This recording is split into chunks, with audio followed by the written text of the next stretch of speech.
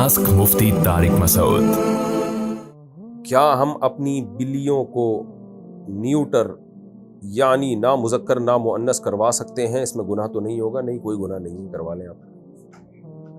کہتے ہیں کہ اللہ تعالیٰ اپنے حقوق معاف کر دیتا ہے، مگر بندوں کو حقوق جب تک وہ معاف نہ کریں تو معاف نہیں ہوتے۔ تو اگر میں پکی توبہ کر لوں مگر ماضی میں جو بندوں کے حقوق تلف کیے اور وہ بندے دنیا سے چلے گئے یا ان کا پتہ ہی نہ ہوتا، اس صورت میں میری توبہ کا کیا ہوگا؟ دیکھیں، جو حقوق ان کے تھے، پیسوں کا لین دین تھا، وہ پیسے دینے پڑیں گے۔ اگر وہ دنیا سے چلے گئے تو وہ پیسے ان کے وارثین کو دیں، جتنی گنجائش ہے وہ کریں آپ۔ تو جو آپ سے ہو سکتا ہے وہ آپ کر لیں، جو نہیں ہو سکتا پھر وہ اللہ پہ چھوڑ دیں، اللہ معاف کرنے والا ہے۔ میری شادی 19 فروری 2021 میں ہوئی تھی۔ اس وقت دین کے بارے میں مجھے علم نہیں تھا۔ میں نے سنا کہ مشرک عورت سے نکاح کرنا جائز نہیں۔ میری بیوی خود کو مسلم کہتی ہے مگر شرکی عقائد رکھتی ہے، مزاروں میں دفن بزرگوں سے مدد مانگتی ہے۔ اس صورت میں مجھے کیا کرنا چاہیے؟ نماز، روزہ، قیامت کے دن کے بارے میں اور بھی شریعت کے بڑے بڑے ارکان کا صاف صاف لفظوں میں انکار کرتی ہے۔ اس صورت میں کیا میں بغیر تجدید ایمان اور بغیر تجدید نکاح کے رہ سکتا ہوں؟ اگر وہ تجدید ایمان کے لیے راضی نہ ہو تو کیا میں اسے چھوڑ سکتا ہوں؟ آپ اسے توبہ کی تلقین کریں اور بولیں قبروں سے مانگنا حرام ہے، ناجائز ہے، شرک ہے، اس سے نکاح ختم ہو جاتا ہے۔ اگر وہ مان جائے ٹھیک ہے، نہیں مانے تو پھر اس کو، اگر مان جاتی ہے تو اس نکاح دوبارہ کریں، اور اگر نہیں مانتی تو پھر آپ اس کو چھوڑ دیں۔ آپ کے لیے اس کے ساتھ رہنا اور میاں بیوی والا ریلیشن پھر حرام ہے، ناجائز ہے۔ جعفر اقبال ہنگو سے، پہلے کوشش کریں کہ مان جائے، دلائل دیں گے انشاءاللہ مان جائے گی، اپنا گھر خراب نہ کریں بلا وجہ زبردستی۔ جعفر اقبال ہنگو سے، مجھ سے میرے دوست نے 5000 روپے ادھار لیے ہیں، کافی ٹائم ہو گیا ہے، وہ واپس نہیں کر رہا۔ وہ میں بتا چکا ہوں نہیں کرے گا واپس۔ کیا میں اس کی دکان سے اس کے 5000 روپے کے بدلے میں کوئی سامان لے سکتا ہوں؟ کیونکہ یہ پیسے نہیں دے رہا۔ لے سکتے ہیں، بالکل لے سکتے ہیں۔ تو جائیں کچھ چیز لے کے آ جائیں جو 5000 کی۔ اگر مرد اپنی بیوی کو بات بات پر یہ بولے کہ میں نے نہیں رہنا تمہارے ساتھ، چلی جاؤ اپنے گھر، تمہیں پیپر دے دوں گا، ایسی صورت میں مرد اور عورت کے لیے کیا ہدایات ہیں؟ ان الفاظ سے طلاق تو نہیں ہوئی، یہ تو طلاق کی دھمکی ہے، طلاق نہیں ہے۔ باقی مرد کو چاہیے یہ باتیں نہ کرے، اپنے جھگڑوں کو حل کریں، میاں بیوی خاندان والوں کو بلائیں اگر آپس میں حل نہیں ہو رہے۔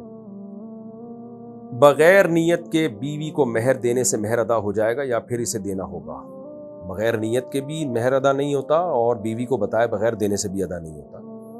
آپ بتائیں گے کہ مہر کی رقم دے رہا ہوں اور وہ ایز اے مہر ایکسیپٹ کرے گی تو وہ ادا ہوگا، ورنہ تو ہر آدمی بیوی کو جیب خرچی تو دے رہا ہوتا ہے۔ مرنے سے پہلے بولے کہ بیگم میں نے جتنی پاکٹ منی دی تھی وہ سارا مہر ہو گیا، بیگم بولے گی ہم تو مہر سمجھ کے نہیں لیتے رہے اس کو۔ تو جب مہر دیا جائے اس کو بیوی کو بتایا جائے کہ بیگم میرے ذمہ جو مہر کی رقم تھی یہ میں دے رہا ہوں اور اب مہر ختم ہو گیا۔ تو جب تک یہ اس طرح وضاحت نہیں کرے گا وہ رقم مہر نہیں کہلائے گی، وہ گریبی کہلائے گی۔ کیا بہنوئی اور سالی اور گھر والی ایک ہی کمرے میں سو سکتے ہیں، ایک ہی کمرے میں رہ سکتے ہیں؟ نہیں رہ سکتے۔ سالی کا پردہ ہے بہنوئی سے، تو جائز نہیں ایک ساتھ رہنا۔ اگر زکوٰۃ 7.5 تولے سونے پر ہے تو اس دور میں 5000 روپے تولہ سونا تھا اور اب تقریباً 3 لاکھ روپے تولہ ہے، تو اس پر تھوڑی روشنی ڈالیے۔ روشنی کس پہ ڈالنی ہے؟ آپ نے تو رپورٹ پیش کی ہے کہ اس وقت ایسا تھا، اب ایسا ہے۔ آپ شاید اس پہ روشنی ڈالنا چاہ رہے ہیں کہ 5000 روپے تولہ سونا تھا اور اس وقت آپ نے زکوٰۃ نہیں دی، اور اب پرانی زکوٰۃ دینا چاہتے ہیں تو کس قیمت پہ دیں گے؟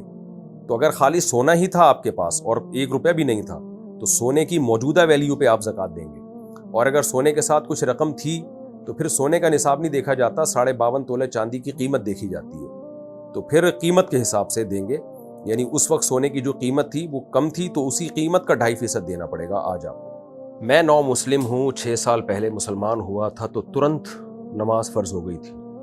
ترنت بولے تو فوراً۔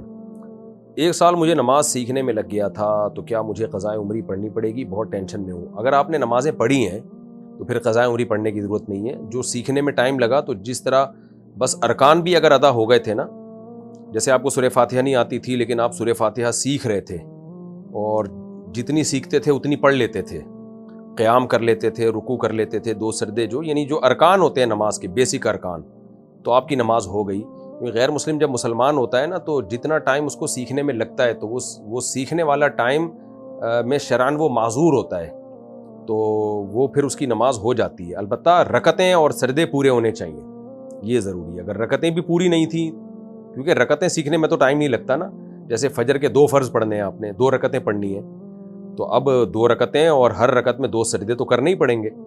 سیکھنے میں ٹائم لگتا ہے، تحیات کو سیکھنے میں اور سورہ فاتحہ اور قرآن کی کوئی سورت کو سیکھنے میں ٹائم لگتا ہے.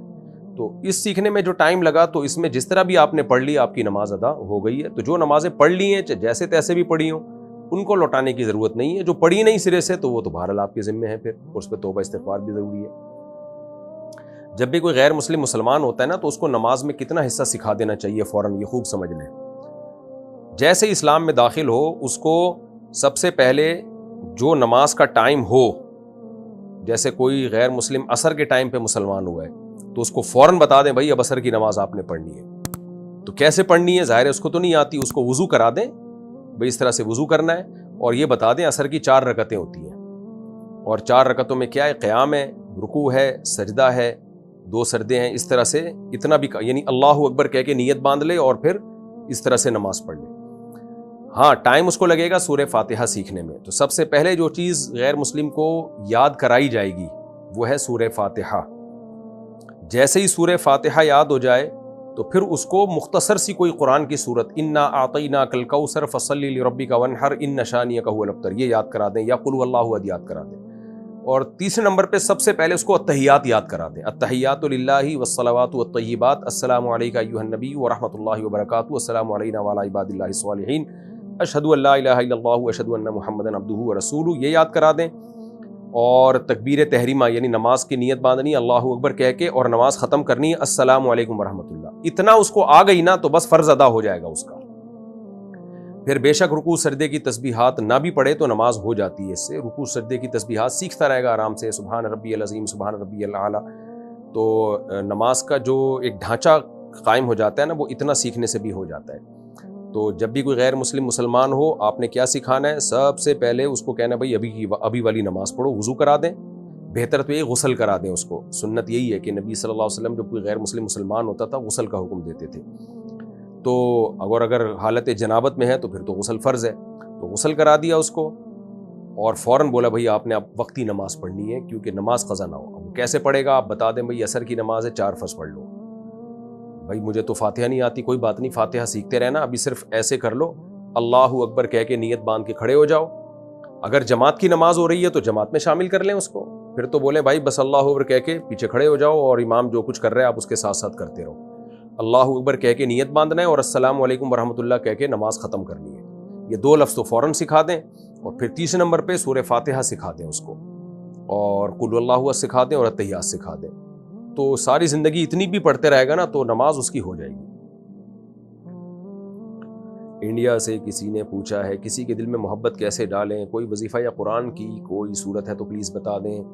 حلال محبت دل میں ڈالنی ہو تو اس کے لیے دعا ہے. حلال محبت سمجھ شوہر کی محبت دل میں ڈالنی ہے کہ شوہر مجھ سے محبت کرے، باپ مجھ سے محبت کرے، ماں مجھ سے محبت کرے. گرل فرینڈ بوائے فرینڈ کی محبت کے لیے وظیفے پڑھنا حرام ہے، ناجائز ہے. تو شوہر کے لیے جائز ہے. یا بیوی محبت نہیں کرتی شوہر سے تو شوہر تو کوئی وظیفہ بس دعا مانگے اللہ سے، بہتر تو یہی ہے. تو یہی ہے بس.